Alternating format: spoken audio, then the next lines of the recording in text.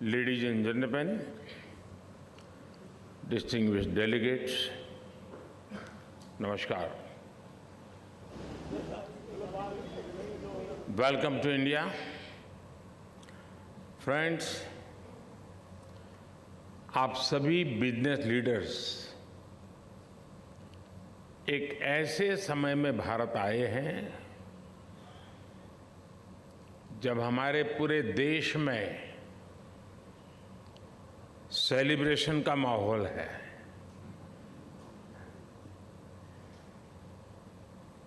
भारत में हर साल आने वाला लंबा फेस्टिवल सीजन एक तरह से प्रीपोन हो गया है। ये फेस्टिव सीजन ऐसा होता है जब हमारी सोसाइटी भी सेलिब्रेट करती है और हमारा बिजनेस भी सेलिब्रेट करता है।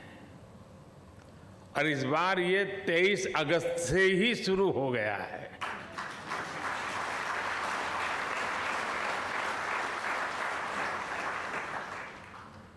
और ये सेलिब्रेशन है चंद्रमा पर चंद्रयान के पहुंचने का।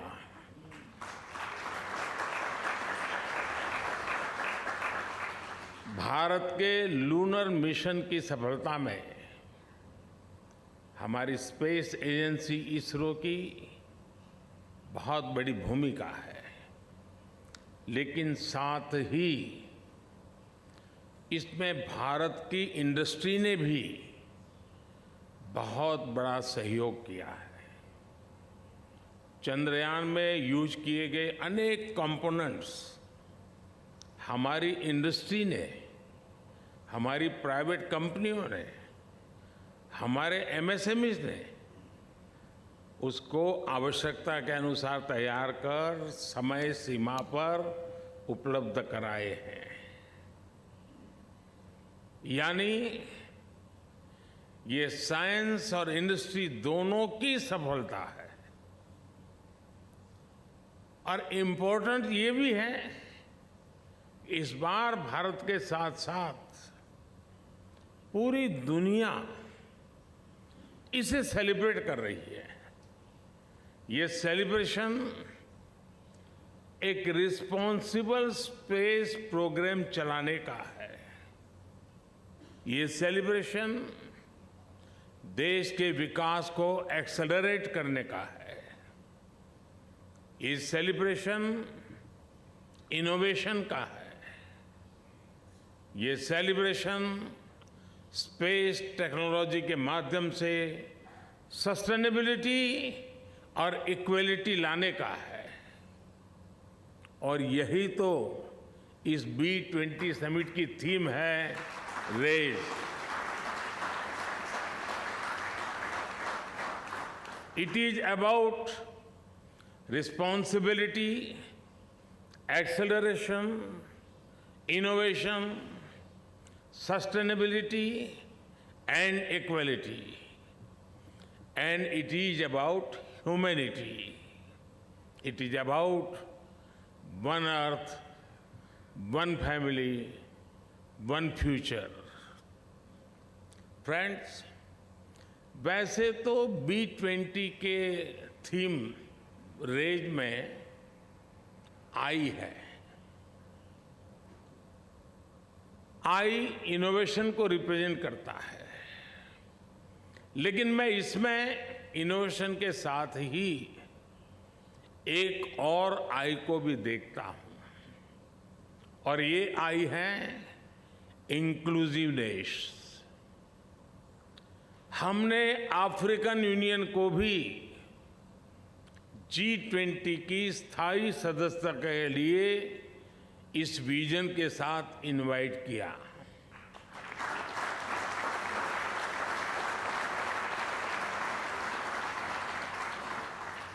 B20 में भी अफ्रीका के इकोनॉमिक डेवलपमेंट को एक फोकस एरिया रखा गया है।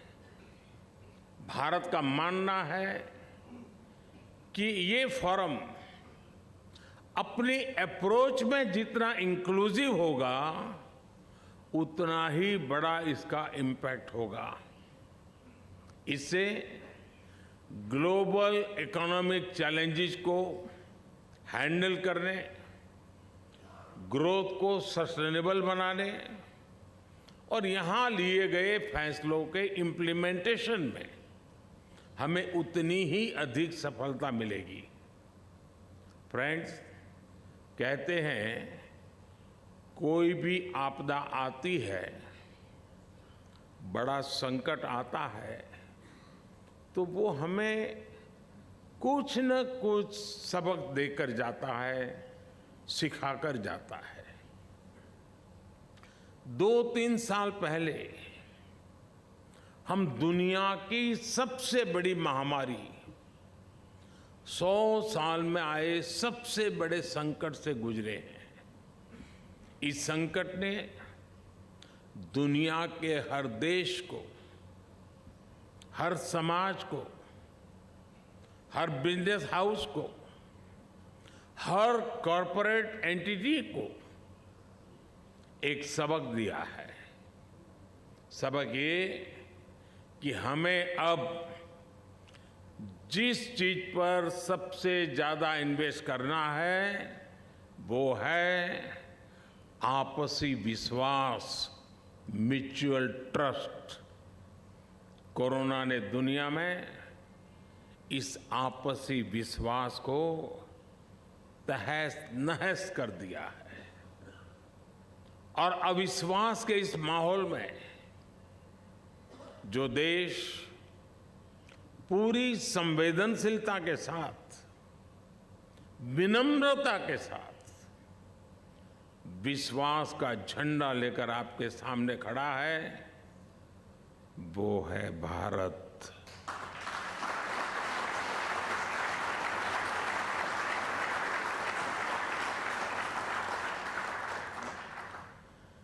सौ साल के सबसे बड़े संकट में भारत ने जो चीज दुनिया को दी वो है विश्वास, ट्रस्ट, म्यूचुअल ट्रस्ट। जब कोरोना के समय दुनिया को जरूरत थी तो फार्मेसी ऑफ द वर्ल्ड के नाते भारत ने 150 से ज्यादा देशों को दवाइयां उपलब्ध कराई।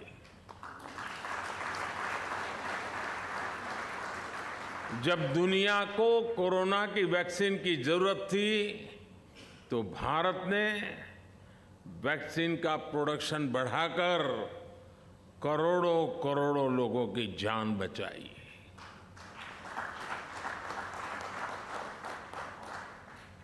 भारत की democratic values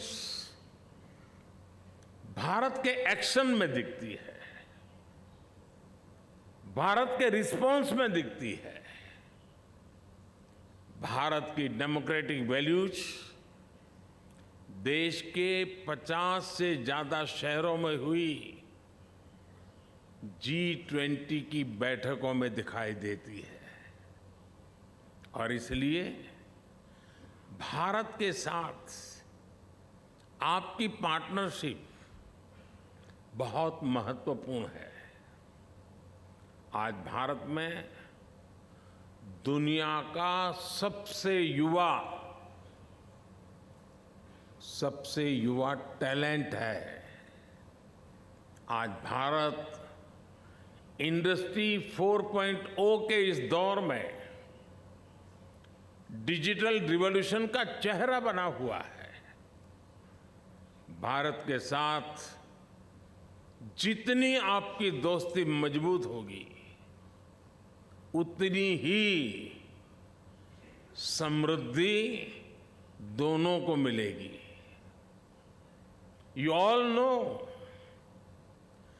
business can transform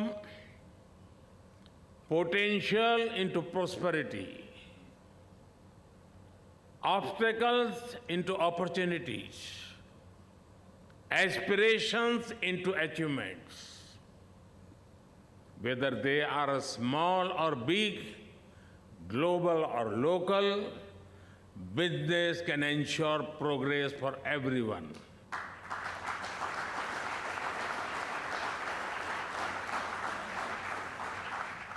Therefore, the future of global growth is dependent on the future of business. Friends, कोविड-19 से पहले और कोविड-19 के बाद की दुनिया बहुत बदल गई है। कई चीजों में इरिवर्सिबल चेंज हम देख रहे हैं। अब जैसे ग्लोबल सप्लाई चेन को दुनिया फिर से पहले की तरह नहीं देख सकती। पहले कहा जाता था कि जब तक ग्लोबल सप्लाई चेन इफिशिएंट है तब तक चिंता की कोई बात ही नहीं है। लेकिन ऐसी सप्लाई चेन का और ऐसी सप्लाई चेन एफिशिएंट कही जा सकती है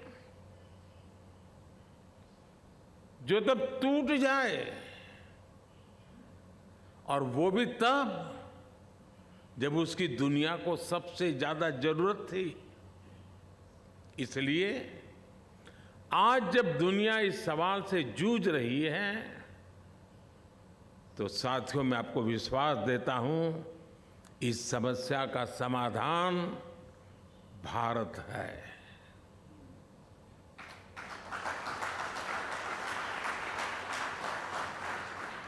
एक एफिशिएंट और ट्रस्टेड ग्लोबल सप्लाई चेन के निर्माण में भारत का अहम स्थान है, और इसके लिए ग्लोबल बिजनेस को अपनी रिस्पांसिबिलिटी आगे बढ़ाकर और आगे बढ़कर के हम सबको मिलकर के उठानी होगी।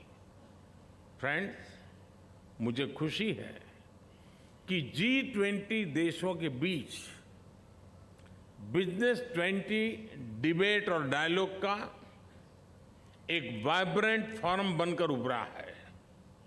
इसलिए जब इस मंच पर हम ग्लोबल चैलेंजेस के सॉल्यूशंस पर चर्चा कर रहे हैं, तब सस्टेनेबिलिटी बहुत अहम विषय है। हम सबको ये ध्यान रखना होगा कि सस्टेनेबिलिटी की बातें सिर्फ नियमों कानूनों तक सीमित न रहे, बल्कि ये रोजमर्रा की जिंदगी का हिस्सा बने, जीवन का हिस्सा बने। मेरा आग्रह ये है कि ग्लोबल बिजनेस को इससे एक कदम और आगे आना चाहिए। सस्टेनेबिलिटी अपने आप में अपॉर्चुनिटी भी है और एक बिजनेस मॉडल भी है। अब आप छोटा सा मैं उदाहरण देता हूं, मिलेट्स का उदाहरण समझ सकते हैं। इस वर्ष को UN international year of millets के रूप में मना रहा है। मिलेट्स सुपर फूड भी हैं, एनवायरमेंट फ्रेंडली भी हैं और छोटे किसानों को भी सपोर्ट करता है, और इसमें फूड प्रोसेसिंग बिजनेस में भी अपार संभावनाएं हैं। यानी ये लाइफस्टाइल और इकोनॉमी हर लिहाज से विन विन मॉडल है। इसी प्रकार हम सर्कुलर इकोनॉमी को भी देखते हैं। इसमें भी बिजनेस के लिए बहुत बड़ी संभावनाएं हैं। भारत में हम ग्रीन एनर्जी पर बहुत अधिक बल दे रहे हैं। हमारा प्रयास है कि सोलर एनर्जी कैपेसिटी में जो सफलता भारत को मिली है, इसको हम ग्रीन हाइड्रोजन के सेक्टर में भी दोहराएं। भारत की कोशिश इसमें भी दुनिया को साथ लेकर चलने की है, और ये कोशिश इंटरनेशनल सोलर अलायंस के तौर पर भी दिखाई देती है। फ्रेंड्स, पोस्ट कोरोना वर्ल्ड में आजकल हम देखते हैं कि अपनी हेल्थ को लेकर सभी बहुत कॉन्शियस हो गए हैं। हेल्थ कॉन्शियसनेस डाइनिंग टेबल पर तो तुरंत दिखती है। जब हम कुछ खरीदते हैं, जो खाते हैं, जो काम करते हैं, हर चीज में ये जरूर देखते हैं कि इसका हेल्थ पर क्या प्रभाव पड़ेगा। हर कोई सोचता है कि कहीं मुझे तकलीफ तो नहीं हो जाएगी, लंबे समय मुझे मुश्किल तो नहीं हो जाएगी। हमें सिर्फ आज की चिंता नहीं होती, बल्कि ये भी सोचते हैं कि आगे चलकर भी इसका क्या प्रभाव होगा। मेरा मानना है यही सोच बिजनेस और सोसाइटी की प्लेनेट को लेकर के भी होनी चाहिए।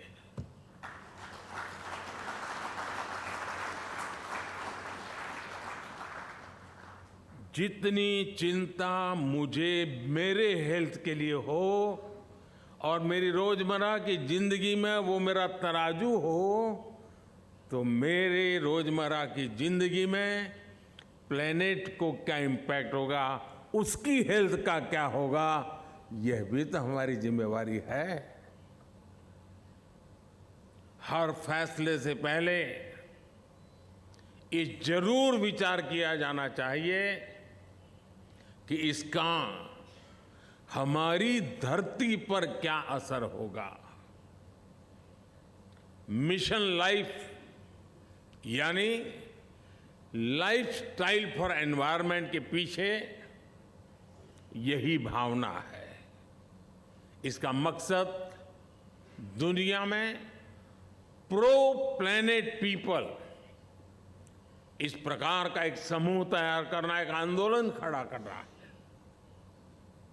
हर लाइफस्टाइल डिसीजन का बिजनेस वर्ल्ड पर कुछ न कुछ प्रभाव जरूर पड़ता है। जब लाइफस्टाइल और बिजनेस दोनों प्रो प्लेनेट होंगे तो अनेक समस्याएं वैसे ही कम हो जाएगी। हमें इस बात पर बल देना होगा कि अपने जीवन, अपने बिजनेस को हम कैसे एनवायरनमेंट के हिसाब से डालें। भारत ने बिजनेस के लिए ग्रीन क्रेडिट का फ्रेमवर्क तैयार किया है। हम लोग इतने दिनों से कार्बन क्रेडिट में ही उलझे हुए हैं और कुछ लोग कार्बन क्रेडिट का मजा भी ले रहे हैं। मैं दुनिया के सामने ग्रीन क्रेडिट की बात लेकर के आया हूं। ग्रीन क्रेडिट जो प्लेनेट पॉजिटिव एक्शन पर जोर देता है। मैं ग्लोबल बिजनेस के सभी दिग्गजों से आग्रह करता हूं, कोई इससे जुड़े और इसे एक ग्लोबल मूवमेंट बनाएं। फ्रेंड्स, हम बिजनेस की ट्रेडिशनल अप्रोच पर भी विचार करना होगा।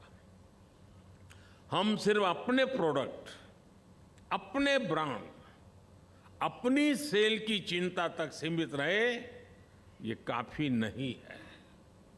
एक बिजनेस के रूप में हमें एक ऐसा इकोसिस्टम बनाने पर भी बल देना होगा जो लॉन्ग टर्म में भी लाभ देता रहे।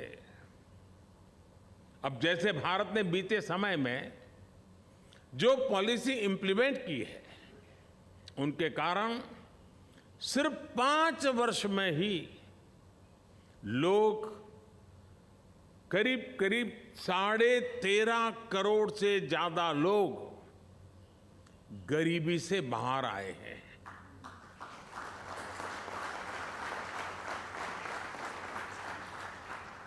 ये जो गरीबी से ऊपर आने वाले लोग हैं, जो नियो मिडिल क्लास है, और मैं मानता हूं यही सबसे बड़े कंज्यूमर है,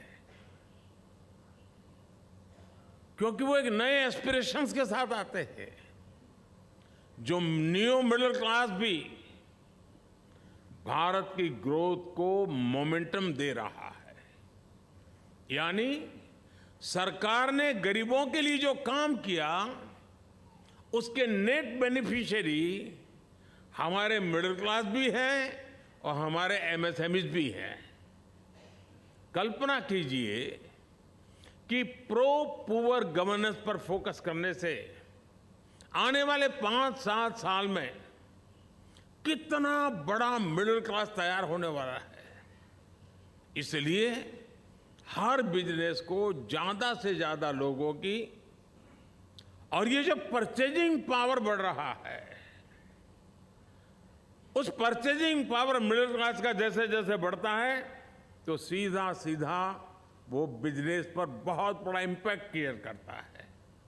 और हमने इस दोनों पर एक समान रूप से कैसे फोकस करना है। हमारा फोकस अगर सेल्फ सेंट्रिक रहा तो मैं नहीं मानता हूं कि हम खुद का भी भला कर पाएंगे और दुनिया का भी भला कर पाएंगे। ये चुनौती हम क्रिटिकल मटेरियल, रेयर अर्थ, ऐसे कई मेटल के मामले में अनुभव भी कर रहे हैं। ये ऐसी चीजें हैं जो कहीं बहुत अधिक हैं, कहीं है ही नहीं, लेकिन जरूरत पूरी मानव जात को है। जिसके पास वो अगर इन्हें ग्लोबल रिस्पॉन्सिबिलिटी के रूप में नहीं देखेगा तो ये एक नए कॉलोनियलिज्म के मॉडल को बढ़ावा देगा। और ये मैं बहुत गंभीर चेतावनी दे रहा हूं। फ्रेंड्स, ये profitable market can be sustained when there is a balance in the interest of producers and consumers. This also applies to nations. Treating other countries only as a market will never work. It will harm even the producing countries sooner or later. Making everyone equal partners in progress is the way forward. There are many global business leaders here. Can we all give more thought to how to make business more consumer-centric?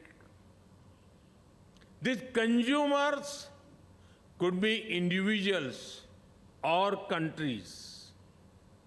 Their interests need to be taken care of as well.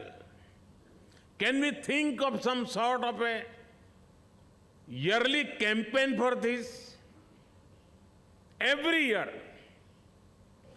can global business come together to pledge themselves for the good of the consumers and their markets?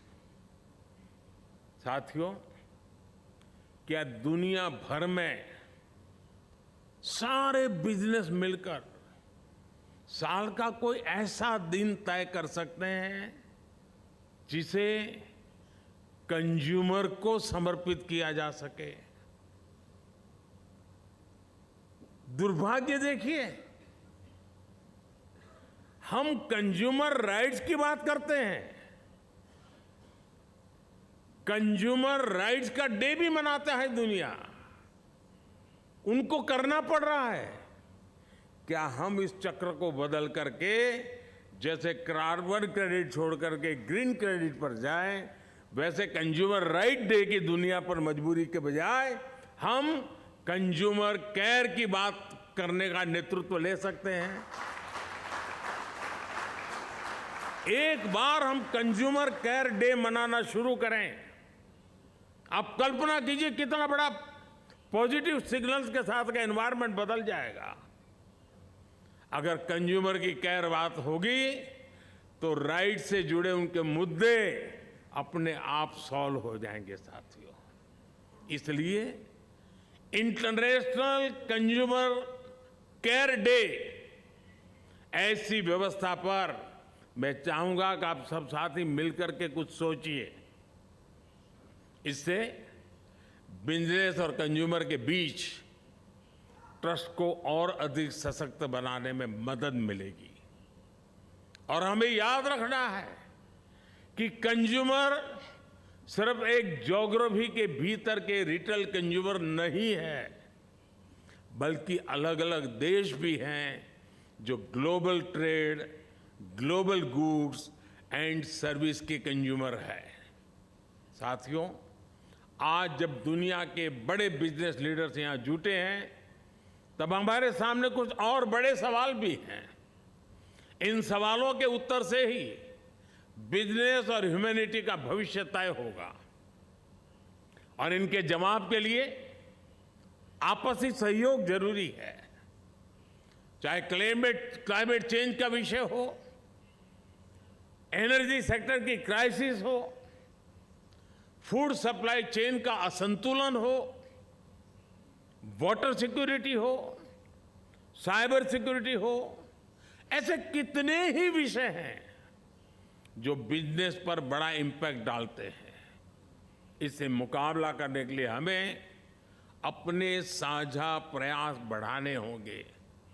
समय के साथ अब हमारे सामने ऐसे विषय भी जुड़ते जा रहे हैं जिनके बारे में 10-15 साल पहले कोई सोच भी नहीं सकता था। अब जैसे क्रिप्टो करेंसी से जुड़ी चुनौती है, इस मामले में ज्यादा से ज्यादा इंटीग्रेटेड अप्रोच की जरूरत है। मैं समझता हूं इसके लिए एक ग्लोबल फ्रेमवर्क बनाया जाना चाहिए, जिसमें सभी स्टेक होल्डर्स का ध्यान रखना चाहिए। आर्टिफिशियल इंटेलिजेंस को लेकर भी इसी प्रकार की अप्रोच की जरूरत है। आज एआई को लेकर दुनिया बहुत एक्साइटमेंट देख ही रही है, लेकिन एक्साइटमेंट के बीच कुछ एथिकल कंसिडरेशन भी है। स्किलिंग और रीस्किलिंग को लेकर एल्गोरिदम बायस और सोसाइटी पर उसके प्रभाव को लेकर चिंता ही जताई जा रही है। ऐसे विषयों को भी हम सबने मिलकर के हल करना होगा। ग्लोबल बिजनेस कम्युनिटीज और सरकारों को मिलकर के ये सुनिश्चित करना होगा कि एथिकल एआई को विस्तार मिले। हमें अलग अलग सेक्टर्स में पोटेंशियल ड्यूरेशंस को भांपना होगा। डिसरप्शन हर बार नजर आ रहा है और हम सोचते हैं, हिसाब लगाते हैं, उससे ज्यादा डिसरप्शन का स्केल, उसका व्याप और उसकी गहराई गंभीर होती जा रही है। इस समस्या का ग्लोबल फ्रेमवर्क, उसके तहत समाधान निकालना होगा।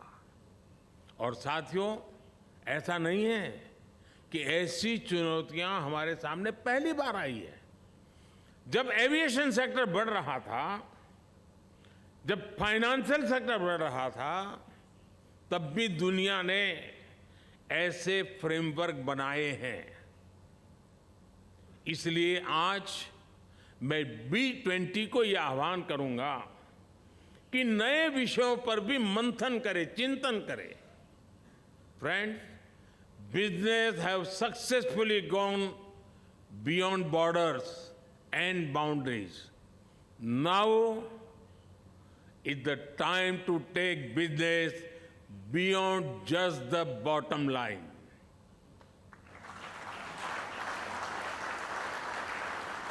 This can only be done by focusing on supply chain resilience and sustainability. I'm sure that the B20 summit has paved the way for a collective transformation. Let us remember that a connected world is not just about connection through technology. It is not only about shared social platforms, but also about our shared purpose, shared planet, shared prosperity, and shared future. Thank you. Thank you very much.